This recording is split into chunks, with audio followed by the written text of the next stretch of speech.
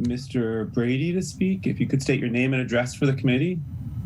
Sure. This is Seamus Brady. I'm at 15 Clematis Street, and I am speaking tonight not in my capacity as a member of Finance Committee, but rather in my capacity as a parent of a 4-year-old and a 4-month-old and a current candidate for school committee. Later tonight, I know you're going to hear from some parents who have done a lot of great work around early literacy. In particular, they're going to share some thoughts, I believe, on the current literacy instruction and a lot of work that they've done in terms of what they'd like to see in the future. I just want to state that as an educator, a special educator with 17 years of experience working in education, as someone who was trained in the Lucy Calkins program as a Teachers College alum, I would just implore you to really think about what's going to be presented. I think their argument is very compelling. I've been speaking with them since last February, and I just would ask that you really give strong consideration to what they have to say. They've done a lot of work. They've done a lot of research. Again, as a special educator myself who's taught numerous students to read over the years, I really think that they make some really important points. So thank you for this opportunity to speak, and thank you to these parents who are doing a lot of great work on behalf of many children in Winchester. Thank you, Mr. Brady. Ms. Hoffman, if you could state your name and address for the committee. There you are. Yeah, so my name's Erica Hoffman at 7 Fairlane Terrace. I'm in Winchester. And I'd like just to give you my family's experience that we're going through at the moment with the early literacy program. My first grader is struggling with reading and writing, and we tried tutors over the summer. And our tutor was actually a Winchester public school teacher who came to our house and did 45 minutes in person over the summer. And we continued this in the fall. We had another tutor, and he came for, in September, October, 3 days a week for 7.5 hours per week for in-person tutoring. And that person now is actually a Winchester public school teacher as well. You're lucky enough to hire them. But he expressed concerns that my son, with all the time that he spent with them, and then over the summer as well with this other teacher, that he just was not progressing the way he should be. My son's kindergarten teacher at this time last year experienced or told us, she had concerns and recommended that we should get him tested in first grade. And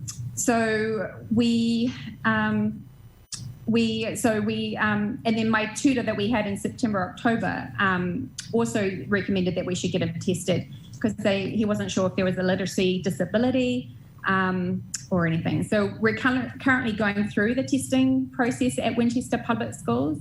And we've had one meeting, but they didn't perform the tests that they needed to be done to detect these literacy issues. So we're back to doing more testing, which is obviously going to will happen, maybe delay, him getting the services that he needs. In November, we started, since we lost our tutor at the end of October, November, he actually recommended that we seek out a new tutor that is specialised in Autumn Gillian. And so we started that in November. And since we started that tutoring, we've noticed a huge difference. And Zachary is now progressing with his reading. My son has even noticed it as well, and his love for reading and books is returning, which he previously lost about a year ago. He used to love reading and picking up books, and then for the past year, he's been off it. And then just the last 2 weeks, I think he's built his confidence up and he goes to pick a book now and tries to read it. The pandemic schooling is not working well for my first grader, but it was highlighted to me as a parent that the Winchester Public Schools are failing our young children in the way that they teach and encourage literacy. We need Winchester Public Schools to step up and provide a reading program that's scientifically driven and benefits all our readers. So I really feel that you hopefully you look at the data and make some changes that will benefit all the students into a phonetic-based program rather than the Lucy Corpus. Thank you. Thank you very much. I will now elevate Jennifer Infantino. Ms. Infantino, if you would state your name and address for the committee. Perfect. Can everyone hear me? Yes, we can. Very well. Great. My name is Jennifer Infantino. I live on McCall Road in Winchester. And in advance of the literacy agenda item later this evening, I would like to share my family's experience and highlight how important this issue is for our family, and I'm sure for many families in Winchester. I have 4 Winchester public school students. One of my children is dyslexic. He wasn't screened until I requested it in 1st grade. His teachers were actually relieved when I brought it up. This was not something they were comfortable proactively approaching me about, despite his obvious struggles. It took a lot of time to get the testing done, and we didn't have the results in the IEP for specialized learning disability in reading until the end of the school year. And I want to underscore that phrase, specialized learning disability in reading. I had no idea what that meant or how to advocate for him or how to tell him about why he was struggling so much. I had to go to an external professional to look at the testing and tell me that my child is dyslexic. Unfortunately, this was the beginning of a terrible spiral for my son. He was so upset by his reading relative to his peers, he started refusing going to school. He missed 19 days of school in 3 months, and that doesn't include the tardies. He was ultimately moved to the partnership program at Morago. He was so shut down to learning, he didn't qualify for the literacy program at VO. Happily, he is starting to improve, and he's really thrilled to be at Morago. But I learned about these programs from other parents, not from the school initially. These experiences opened my eyes to learning disabilities and reading challenges. Another one of my 4 children received reading support and was placed in reading programs each year and each summer through elementary school. I had no understanding that this was atypical. I thought this was part of the wonderful services that Winchester offered me. But because of his sibling's diagnosis, I had him evaluated as well. Despite relative deficiencies around decoding and fluency, McCall Middle School told me that reading was just not a preferred activity for him, but he didn't qualify for additional support. He struggles even more in this hybrid text-heavy environment. I still have significant concerns for him, and I wish I had known to push harder earlier in his school career. Future Winchester parents should not have to go through this. Earlier identification and support is so important. I have felt that literacy support in particular and learning disorders in general are a secret menu item that you need to know about in order to access. This is not right. Educators typically spend 6 hours a day, 5 days a week with our kids. Let's be a team and set all our kids up for success. Thank you for your attention to this very important matter. I look forward to hearing the discussion later tonight. Thank you very much. I am going to elevate Christine Cronin. Ms. Cronin, if you would state your name and address for the committee. My name is Christine Cronin. I live at 16 Hutchinson Road. Good evening to everyone. I am new to the Winchester Public School community. I have 3 children, the eldest of which is in kindergarten this year. I'm here to talk to you tonight with 2 hats on, that of as a parent and that of an educator. I have been a teacher, a coach, a school and district leader in Boston Public Schools for over 20 years. Like most Winchester families, my husband and I are expending an exorbitant amount of money on our home in hopes that our children will have access to excellent education. I was surprised and dismayed last spring when I learned that Winchester uses an approach to reading instruction that is neither research-based or standards-aligned. As I investigated more deeply, I also learned that the district is not yet in compliance with legislation passed 2 years ago requiring universal screening for dyslexia. As a community who values education, I believe we cannot be silent on this. I am glad to see so many families speaking out. Teaching our children to read is one of the most essential responsibilities parents and schools have, and I believe we must demand better of our system. In the world of education, leadership, and research at this time, there is zero debate about the flaws of the workshop model. There is very deep consensus nationwide. The model does not teach essential skills that we know are critical to becoming a fluent reader. Failure to teach these skills puts our children at risk for reading difficulties and the myriad comorbid conditions that accompany it, such as the family that just spoke talked about, school disengagement and low self-esteem. I know that no one here tonight, nor anyone in our schools, intentionally wants to put children at risk. As a former workshop teacher and leader, I too thought I was doing the right thing for students. The test of who we are comes when we find out that we are wrong. This is that moment in education. The evidence has become so clear that lingering doubt has been cast out. Workshop model puts children at risk for reading failure. We know it. And if with this information, we choose not to make change, we can no longer say that we do not intentionally put children at risk. I strongly support the recommendations submitted to this committee on January 6th by a group of stakeholders. I recommend that there be an allocation of funds in the budget to be discussed later this evening to support the training of elementary educators in the science of reading and for the procurement of instructional materials for explicit phonological and phonemic awareness and phonics instruction. The investment is relatively small when compared to the benefits.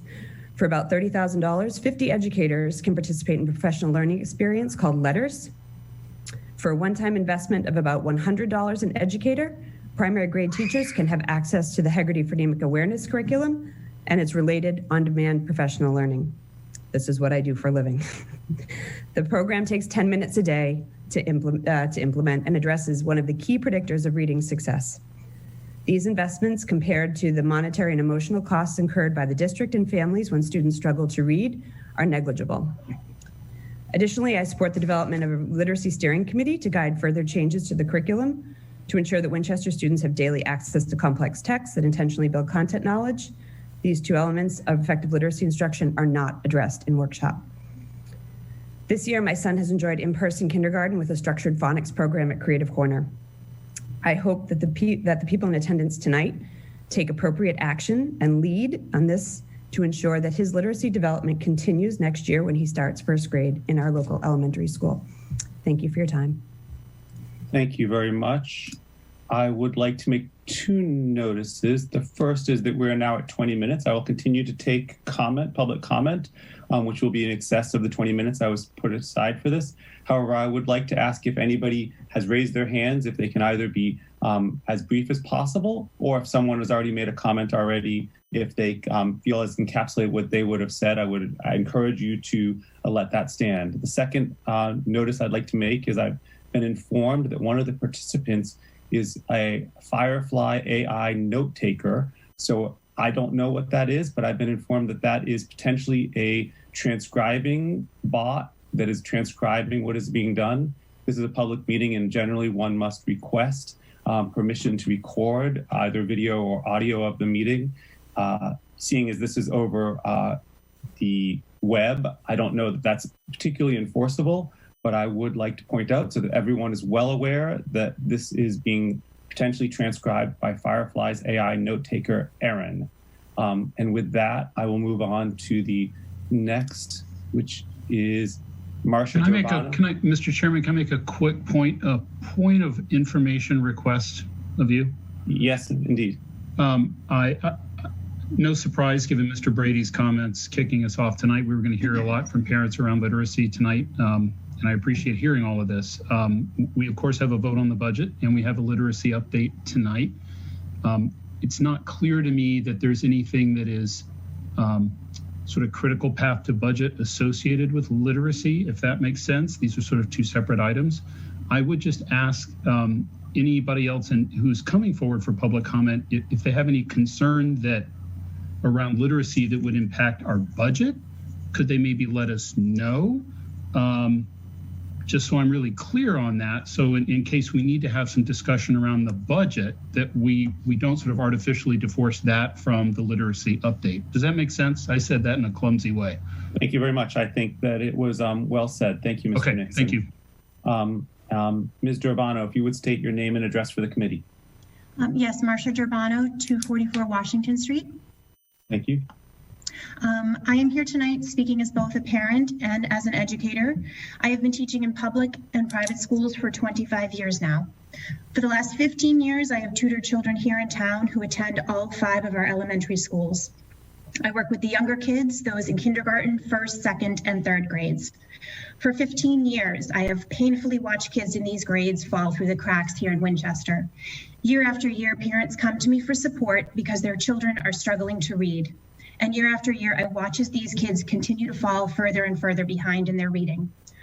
2 hours a week with me is helpful, but it is not enough. When parents ask for more help from the school, they're often told to wait.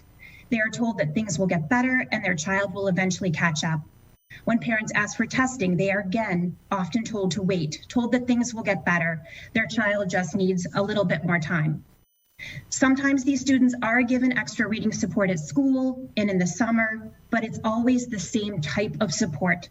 It's not the targeted instruction that these kids need. It's not structured literacy. It's not based on the science of reading. It's not systematic, and it's not explicit. And these kids continue to fall further and further behind. The gap grows and they start to feel stupid. It's a harsh word, but that is the reality for these kids. That is how these kids feel when their peers can read and they know that they cannot. When I tutor kids, I often communicate with my students' teachers at their elementary schools.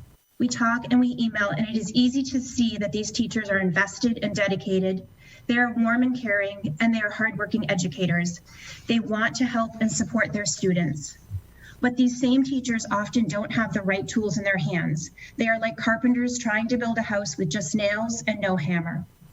Many of our teachers do not have access to the proper screenings and assessments.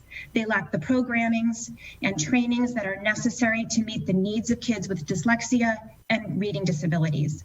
They have some tools to help kids learn to read, but not the right ones to get the job done for all students. They lack the right tools to support everyone. So yes, it does impact the budget. I am here tonight asking for you to please give our fabulous Winchester teachers the right tools. Please give them what they need to help catch students before they fall, before they fail, and before the gap grows so wide that these kids feel worthless. The time is now to make significant changes in how we teach kids to read and how we screen for those with disabilities. We cannot afford to wait any longer. Thank you. Thank you, Ms. Durbano. I have a question from a member of the committee, Ms. Marchant. Mr. Vernelia, a fellow parent just emailed several of us saying that it was inadvertent for her to have logged into this. She's watching it on WinCam, and she has no way of unhooking the note taker. So if you could please remove her from the attendees, and she apologized. Thank you very much for the notification. I will look to try to locate where it's gone.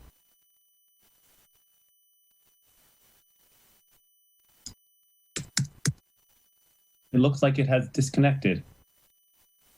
So, problem solved. Thank you very much, Ms. Marchant. I will allow to talk John Fitz, Mr. Fitz, if you would state your name and address for the committee.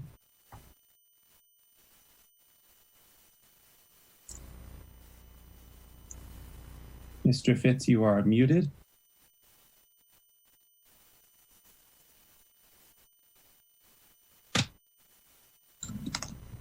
Hi, can you hear me? Yes, we can. Okay, I'm sorry. I'm on my husband's computer. I'm not familiar with it. Quite all right. If you could say your name and address for the committee. Sure. Kelly Fitzpatrick, 24 Loring Ave. I have 3 children in Winchester Public Schools, a 7th grader, a 4th grader, and a 1st grader. Just to give you a little bit of background, I have my oldest daughter was diagnosed with ADHD as well as 3 learning disabilities. And I also have my oldest son was diagnosed with high functioning autism. Tonight, I'm speaking regarding early literacy. My daughter is a 7th grader at McCall Middle School. She was formally diagnosed with ADHD as well as learning disabilities in reading, math, and written expression the summer before 6th grade. My daughter attended Lynch Elementary School. She was flagged in kindergarten for reading support and continued to receive support up until 4th grade. She was serviced in reading groups using methods not supported by evidence-based literacy practices. She did not receive systematic phonics instruction which to this day has hindered her ability to both read and spell at grade level. An intensive private neuropsychological evaluation revealed a lack of phonological awareness, working memory, rapid naming, and organization or sequencing insecurity, which contribute to her inability to master phonics rules and apply those rules accurately, while also remembering information that was read. Her reading fluency scores fall in the low range or equivalent to 3.4 grade level. So 6th grade, 3.4 grade level, she's now in 7th grade. This constellation of symptoms points to a specific learning disorder with impairment in reading or dyslexia.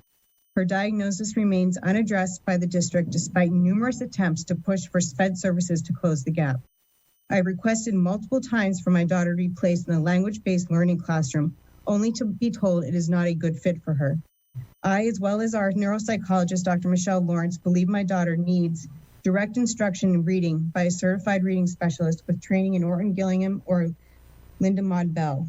Additional staff who are trained in proven programs to teach dyslexics are necessary at the middle school level as well.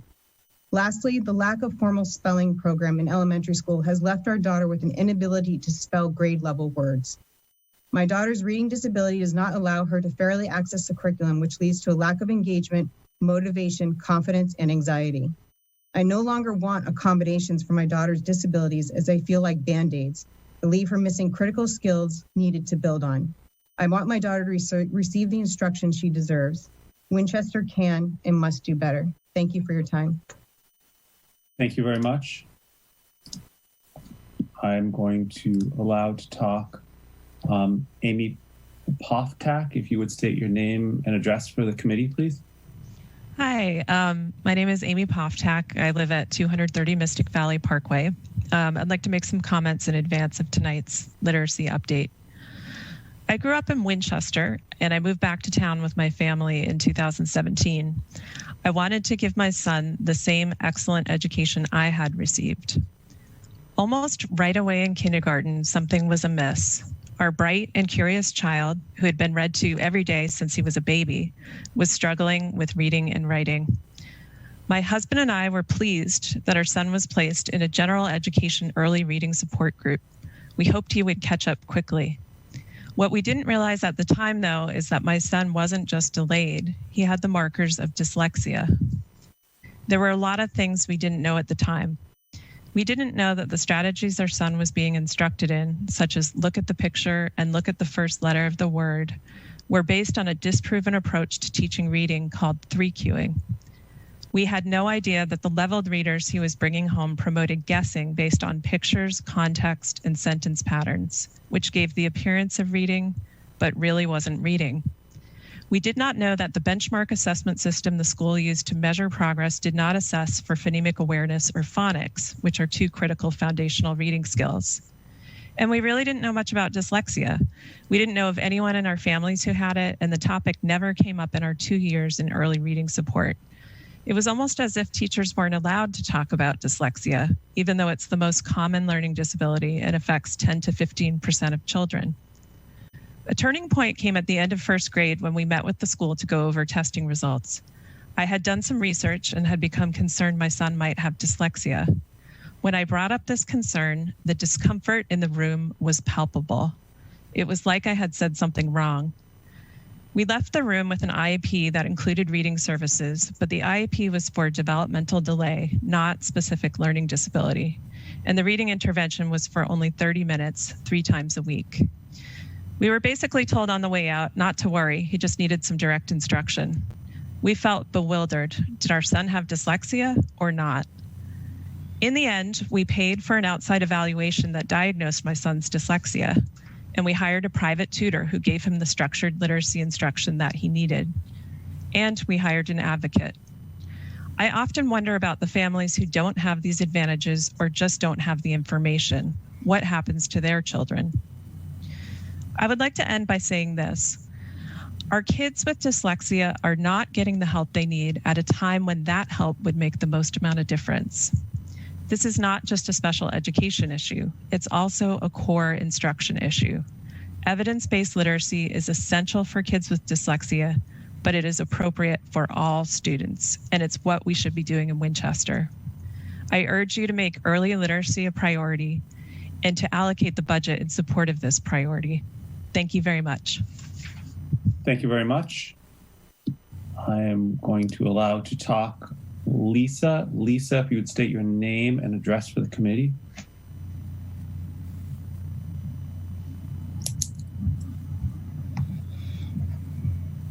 Lisa. Can you hear me now? Yes. Yes, we can. You state your name and address for the committee, please. Yeah, this is Jesus Lopez Correa. I'm in 16 Myrtle Street. And I want to echo everyone's experience raising a dyslexic kid. I have a 6th grader with dyslexia and a 2nd grader in the Winchester Public School. And the whole thing, like for every parent, has been a very difficult journey. My daughter initially was pulled out into a special reading program where we were told she was too young to get screened. That was when she was in 1st grade. We let it go a year before getting a private assessment, which showed she was dyslexic. And during that year, she went from loving school to hating school. Noticing she was struggling, one morning I asked her what was going on, and she said in a very calm manner, which was very, a turning point. She said, "It's okay. There's nothing you can do about it." That was a game changer. At that moment, my wife and I realized that we needed to get educated and we were not getting the correct support from the school. I have to say, and I have to call out, that this did not happen in the Winchester school. But this is a situation that happens, from what I hear, in every school system across the state. We need to change how and when we screen children, as well as how we're teaching children with dyslexia to read. It is crucial to screen early on. Once the child realizes they aren't learning as their peers are and feel like everyone is moving forward except them, it is very hard to build that confidence back up. And it is heartbreaking to see your child failing at everything. As a parent who was not very familiar with dyslexia, I had no idea what tests to ask for or even if there was an issue until later. Of course, we also went through paying a private assessment and educating ourselves, and dyslexia was diagnosed. The screening shouldn't be left up to the parents to ask for or decide which tests should be administered. There should be a standard screening process in place, which is based on research and science. If we don't change and give our kids a chance from early on, the gap widens and they fall farther behind and would always struggle to keep up.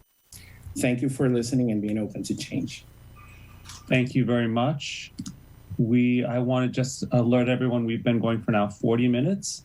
I'd like to get to everyone, but at the same time, if it's possible to be as succinct as you can, we can allow everyone an opportunity to be heard. Currently, there are 11 people still with hands raised, which would be 33 minutes if each person took the time they have. So I'm going to elevate Ms. Gannon. Ms. Gannon, if you would state your name and address for the committee. Hi there. I'm Sarah Gannon at 10 Lloyd Street. I'm also here to talk about literacy. I'm employed by Winchester Public Schools as a literacy coach and have been in different capacities for the last 18 years. But tonight, I'm here as a parent of a child who also happens to have dyslexia. Winchester is my home in every sense of the word. I live here, I work here, and my children go to school here. I want to make our schools the absolute best possible, and we need to work to make some changes, especially around early literacy curriculum and special education. I helped create this parent group after speaking with so many others whose children have had a similar experience as my child. 40 signed this letter in support, but there are many, many more who decided not to sign. This should not be seen as a divisive action or become an us versus them. The adults in charge of our children's education are being presented with the science and research out there on this topic, and it's time to act and make plans together to meet the needs of all kids.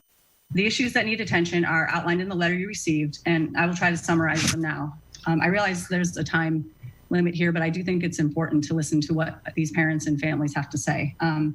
Number one, Winchester Public Schools must implement a dyslexia screener that aligns with DESE guidelines. The options are clear. I've seen them. The screener must be norm reference with clear cut points for risk, not something created by the district. Our kids all started in general ed, and most received reading support from staff like me. We can no longer place students in these type of groups where guided reading using levels text is the form of instruction. It's been proven again and again to be ineffective. And speaking from experience working with my own daughter, it does not work. We're wasting a very precious window of time here. This is not the fault of any reading department or teachers. We were trained during the balanced literacy era. Since then, much has changed, and we as teachers must be trained to match the current research and science. Many teachers I work with have asked for this type of training. Let's give it to them. Our SPED staff must also be fully trained and certified in effective science-backed programs and approaches, namely OG, LIPS, and Wilson. And we have to stop relying on piecemeal approach or programs meant for typical learners in whole class settings, such as foundations. These programs need to be implemented with fidelity, so the 3 times 30 service model no longer applies. Other districts train their teachers in these programs and approaches. Why can't Winchester? The early literacy gen ed curriculum should also follow the science. It's been proven that kids with dyslexia should have similar structured literacy approach in their classroom as they do in their pullout services. This type of instruction benefits everyone and hurts no one. Follow the research and see what changes need to be made. We can't continue to say our curriculum works for most kids. My kid doesn't fall into the most kid category. So should she just be okay falling behind? Or should I be expected to pay for tutoring or private schools to make up for the lack of appropriate instruction? I honestly don't think so. I urge the administration to create a literacy action team as we have asked to address the issues outlined in this letter. Please, listen to the voices of these parents. Let's join together and understand the science and the research together. Invite experts in to further help us. It's that important. Thank you. Thank you very much.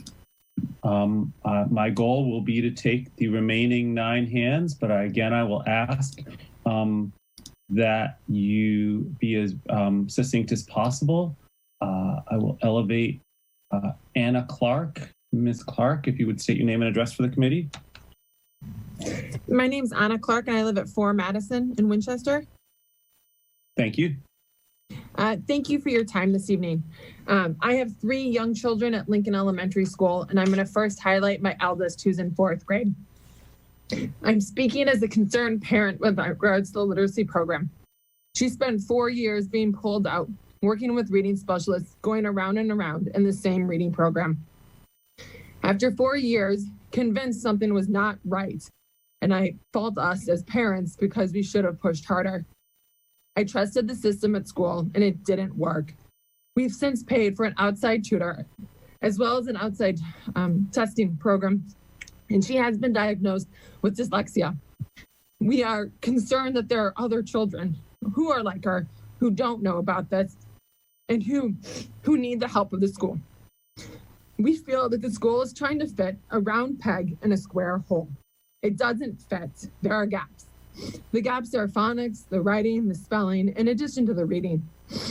Our child has worked extraordinarily hard to learn the way she's been taught. However, her brain interprets language differently. There needs to be someone who can reach all of the children, even those who have a disability.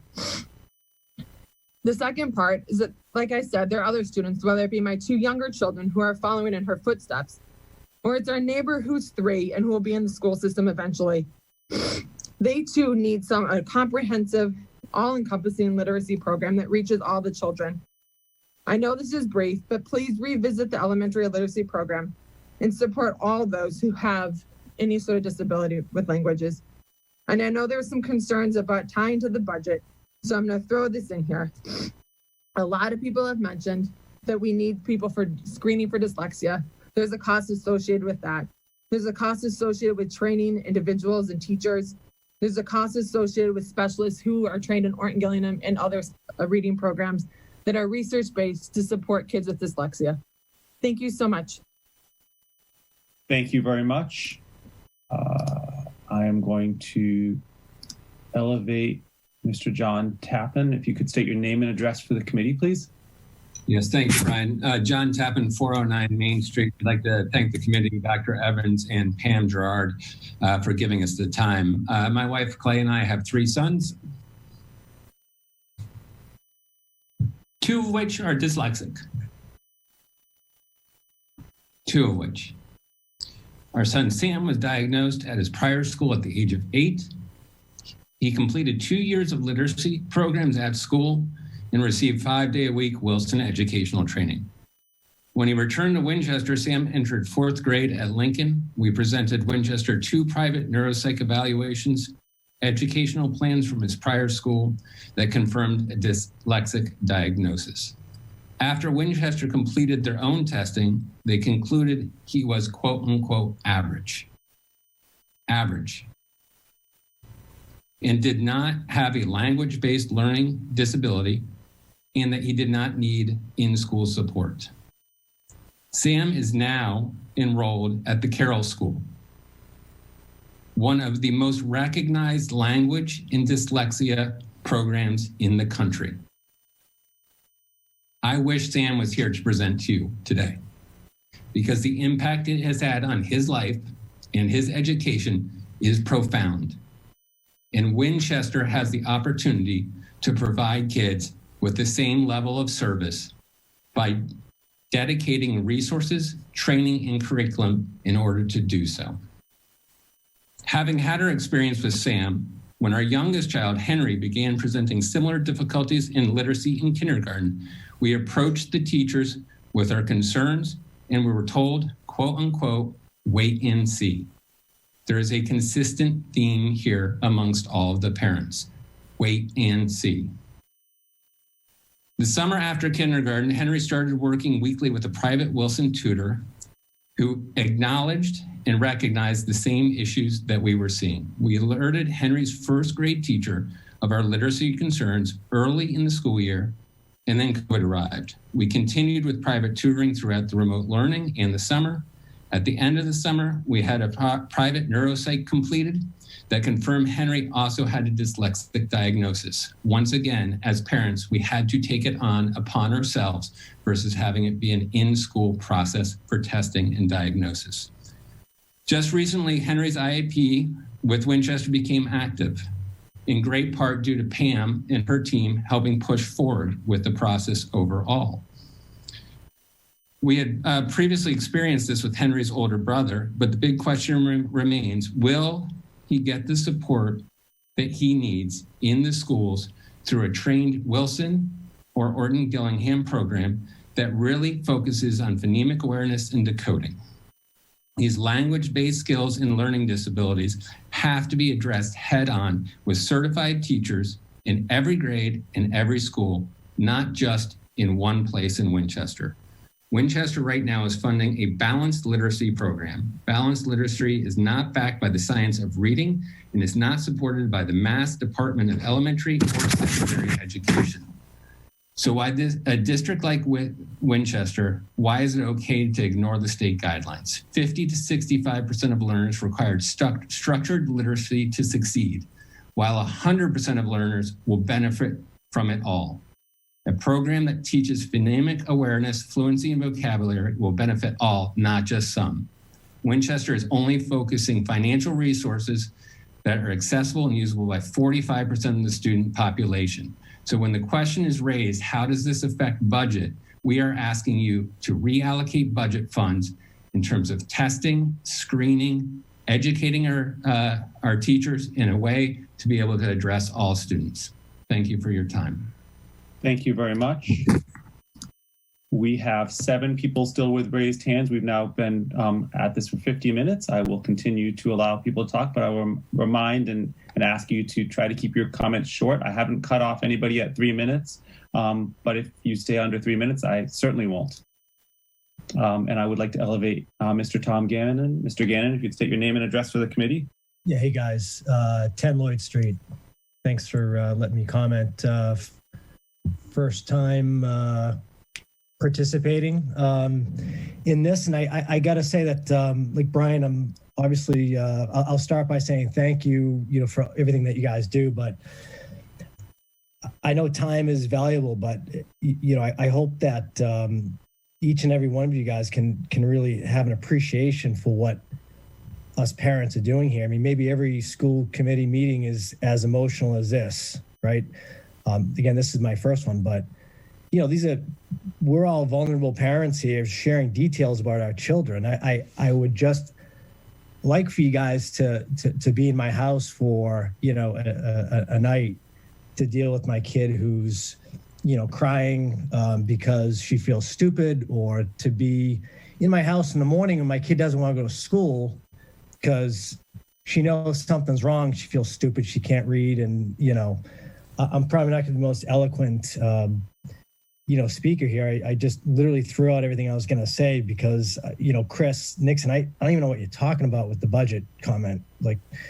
We're here to try and advocate for change. If the budget is set and there's no chance to advocate for change, then we could probably save ourselves a whole lot of time. I'm sure that's not what you meant. But I just want, the comments that are being made around time and budget, it can kind of come over as being a little insensitive. So I could go through my whole talk track here, but I'm telling you, you guys have heard it all.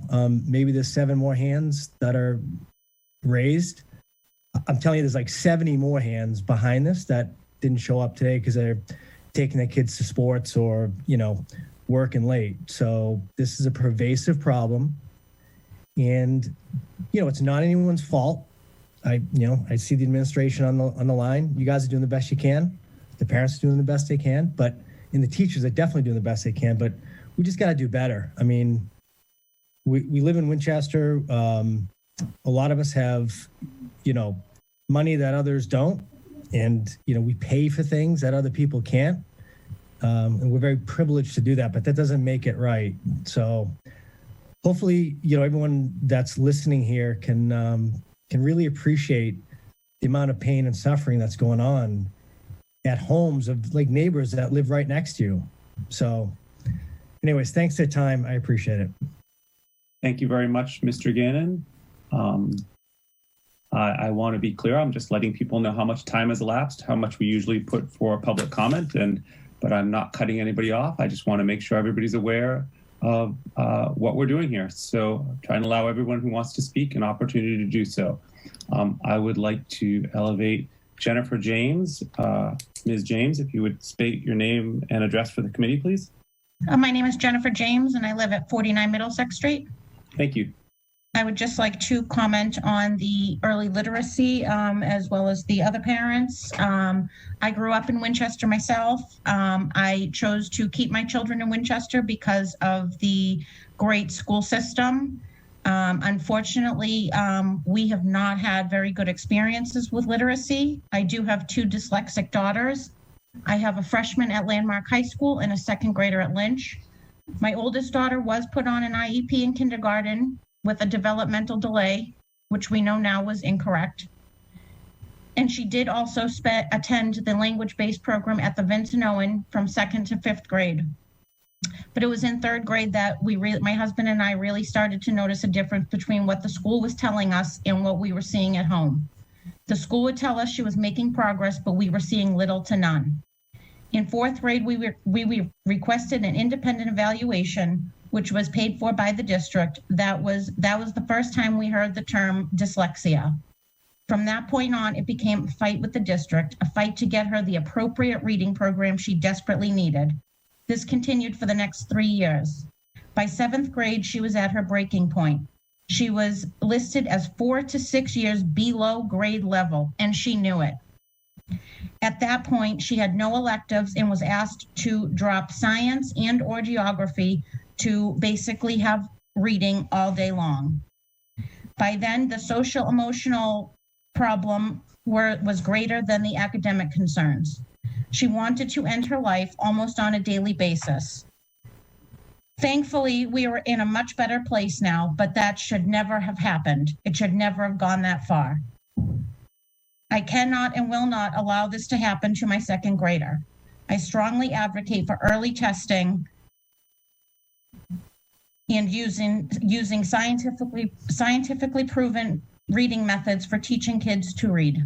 Thank you. Thank you very much.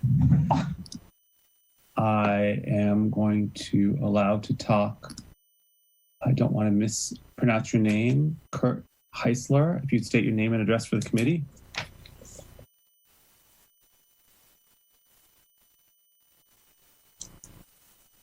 Mr.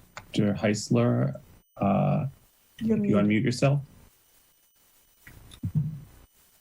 Heisler at 30 Cambridge Street in Winchester. I have a 7th grader at McCall. And I wanted to echo many of the same things that all of these parents have experienced, that while at Lynch, the teachers tried their hardest, but I don't think they had the correct tools to teach my dyslexic son and give him the proper testing. And when we did go out for private tutors or to the Carroll School for the summer programs, his reading has improved and he's gotten the type of OG training for his reading and writing to come up to grade level. So I highly recommend that we look at how we can give teachers the correct tools to address dyslexic students in our district. Thank you very much for letting me speak. Thank you very much. We currently have 1, 2, 3, 4, 5 hands raised. I'd like to be able to allow them all. So I'm going, and then I would like to end public comment after the 5 currently raised hands. I'd like to allow to talk Colleen McInnes, if you would state your name and address for the committee. Hi, Colleen McInnes, 33 Marion Street. I'll try to be succinct. My daughter is a 6th grader in the language-based program at McCall, and I'd like to express my support of tonight's literacy agenda item. I hope that the school committee and administration understand that the district's problematic early reading program has a tremendous emotional and financial toll on so many families in town. My daughter, when she was in 1st grade at Morocco, was diagnosed with dyslexia through expensive private testing. By the time the district was willing to acknowledge her dyslexia diagnosis and provide support through an IEP, she was already in 3rd grade. It was almost 2 years later. And unfortunately, this support, it was too little and it came too late. She'd struggled for so long that she felt like a failure and she hated going to school. So my husband and I felt like we had no choice but to make the financial sacrifice to send her to Carroll School for 4th and 5th grade. Her 2 years at Carroll have really turned things around for her, and I'm happy to report that she's doing very well in the language-based program at McCall. Sadly, this program serves less than 10 6th grade students, and we know there are many more dyslexic students than that. So I hope that the district implements literacy changes so that struggling young readers get the timely support that they need. Thank you. Thank you very much. I will elevate. Oh, I went out of order because I clicked something wrong, but I will get to all 4 of you, but I'm elevating now Ms. Debbie Chassie, if you would state your name and address for the committee. Hi, can you hear me okay? Yes, we can. My apologies. No worries. I am Debbie Chassie. I'm at 21 Myrtle Street, and I will be brief. My daughter is a senior at Winchester High School. She was not accurately diagnosed when she was in 1st grade. She didn't get tested until she was in 4th grade. And I can tell you from experience that not having the right systems in place and tools in place affects these kids through their entire academic career. And she still suffers every day to get her work done, to understand what she needs. And, it's heartbreaking. It really is. So I just wanted to call in. I know a lot of the parents have younger kids. My kid is leaving the school system this year, and it's been a struggle the whole time. So I just urge you to consider change. These kids who get the support and the tools that they need early on, the level of confidence or the disparity in confidence is really, really alarming, and it travels with them through every class, through every grade, and through their entire academic career. So I just wanted to share that. Thank you very much. I'm going to now go to elevate Catherine Messier. Is using an older version of Zoom. So you're going to be momentarily promoted to a panelist, and then I will reduce you back to the attendee. Ms. Messier, if you would state your name and address for the committee.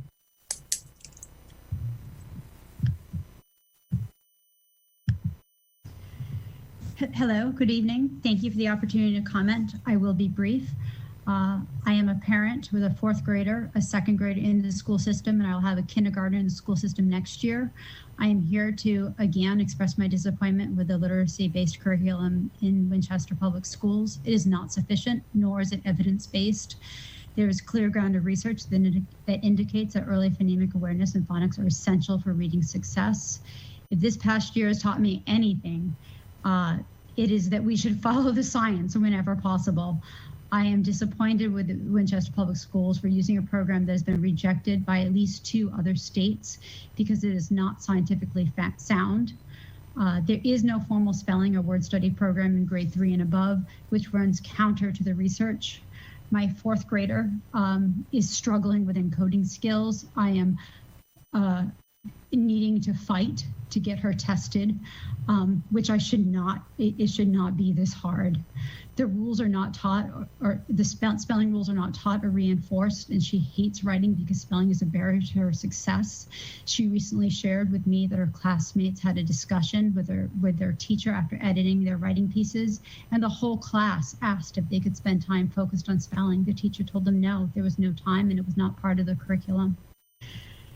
As previously mentioned, there has been real struggles. Winchester Public Schools is not in compliance with the state and federal law to screen for dyslexia after the 1st grade. I have a dyslexic son in 2nd grade, and I was told again to wait and see. And when I finally got the testing done in the schools, I realized that it wasn't the appropriate testing was not conducted, and then we had to go back and do a whole nother round of screening, and valuable time was lost.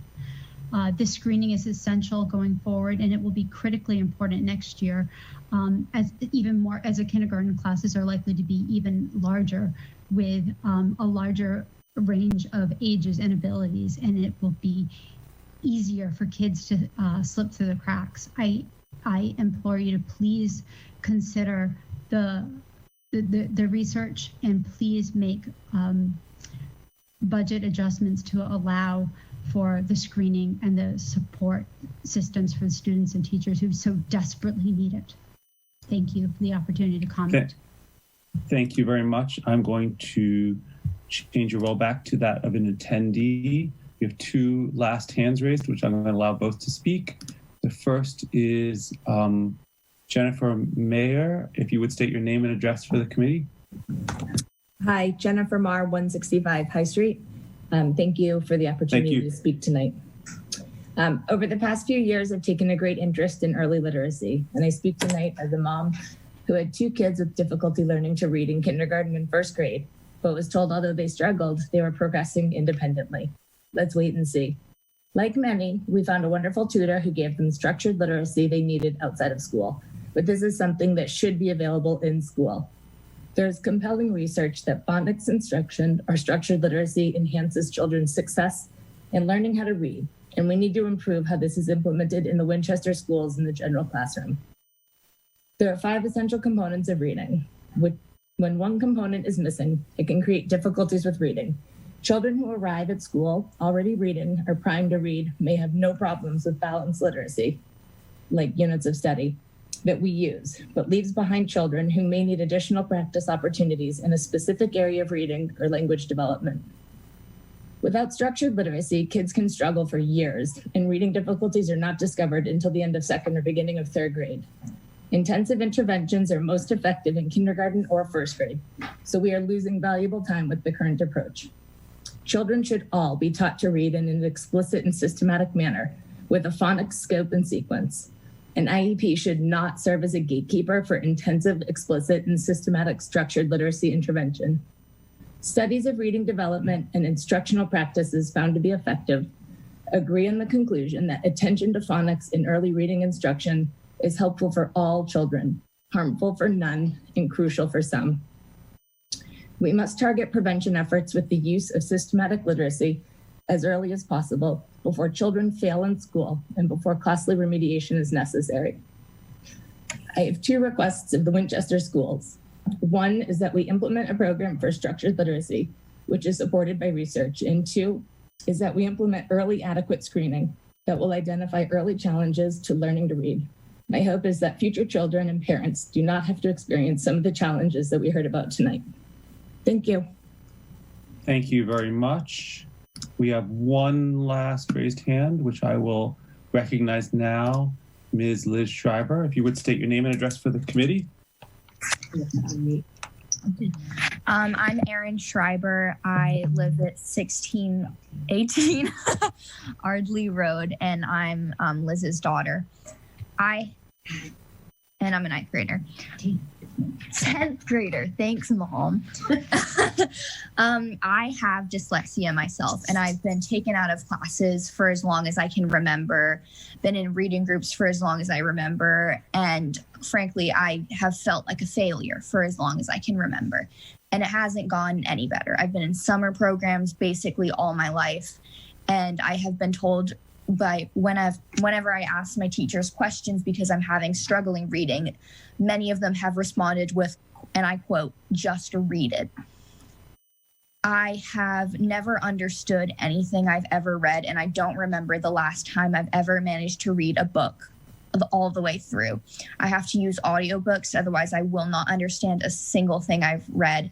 And when given packets at school that I have to find the answers for, I read for the answers, not for understanding. I basically have to skim through everything just to find a word that might be the answer. I've also been called stupid or dumb by many of my classmates, which doesn't really help. And it's gotten to the point where I dread reading. When in classes where people are being called out to read or to write something on the board, I have so much anxiety that I physically get sick.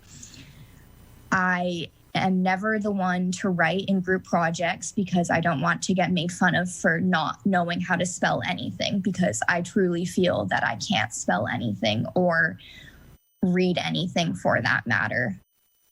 So yeah, I definitely think that something needs to be changed because I'm now a high schooler and I still feel this way. Thank you for your time. Thank you very much for sharing your experience with us here.